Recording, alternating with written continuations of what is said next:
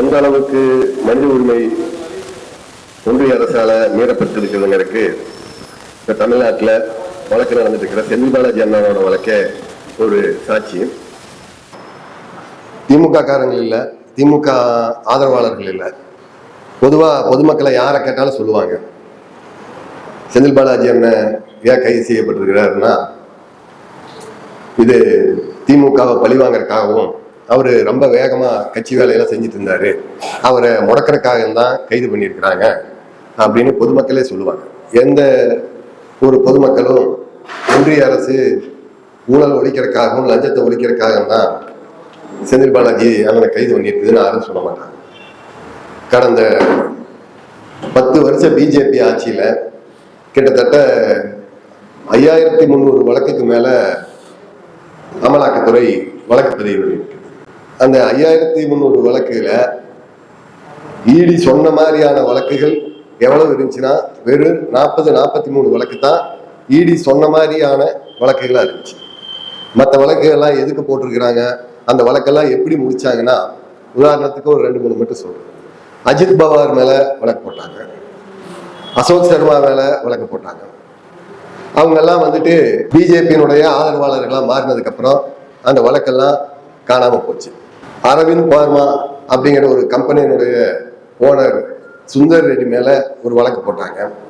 அந்த கம்பெனியிலிருந்து பிஜேபிக்கு தேர்தல் பத்திரமா ஒரு 50 கோடி 60 கோடி அந்த நிறுவனம் கொடுக்குது.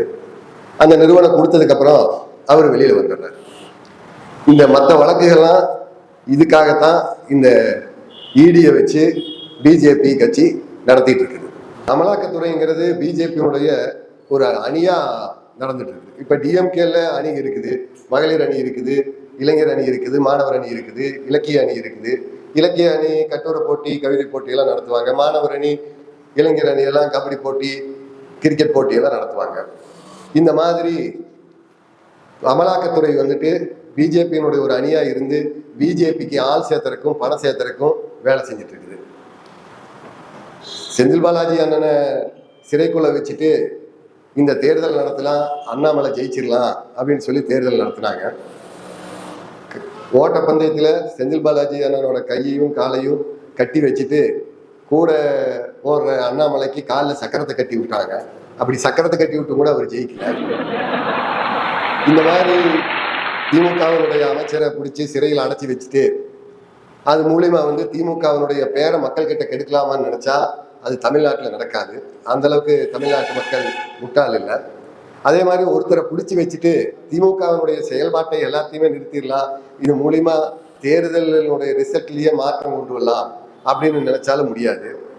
ஏன்னா செந்தில் பாலாஜி அண்ணன் எங்களை தயார் பண்ணல, வெறும் போட்டோக்கு லைக் போடுற சீடர்களை எங்களை தயார் பண்ணல, களத்துல மக்களோட நின்று வேலை செய்யறதுல கேடரா எங்களை தயார் பண்ணியிருக்கிறாரு. அவர் இருந்தாலும் இல்லாட்டியும் அவர் இருக்கிற நம்பிக்கையிலும் அவர் இருக்கிற தைரியத்திலும் அவர் சொன்ன வழியில நாங்கள் களத்துல வேலை செஞ்சுட்டு தான் இருப்போம். ஒரு செந்தில் பாலாஜியை உள்ள வச்சிங்கன்னா இங்க களத்துல வேலை செய்யற எல்லாரும் செந்தில் பாலாஜியா மாறிடுவோம். நம்ம தான் ஜெயிப்போம், நம்ம மட்டும்தான் ஜெயிப்போம் அப்படின்னு சொல்லிட்டு போன அந்த வார்த்தை வெறும் வார்த்தை இல்லை, எங்களுக்கு அது வைட்டமின் மாத்திரை. அமலாக்கத்துறை மறைத்து நின்றாலும் இங்கே ஆதவன் மறைவதில்லை. நன்றி.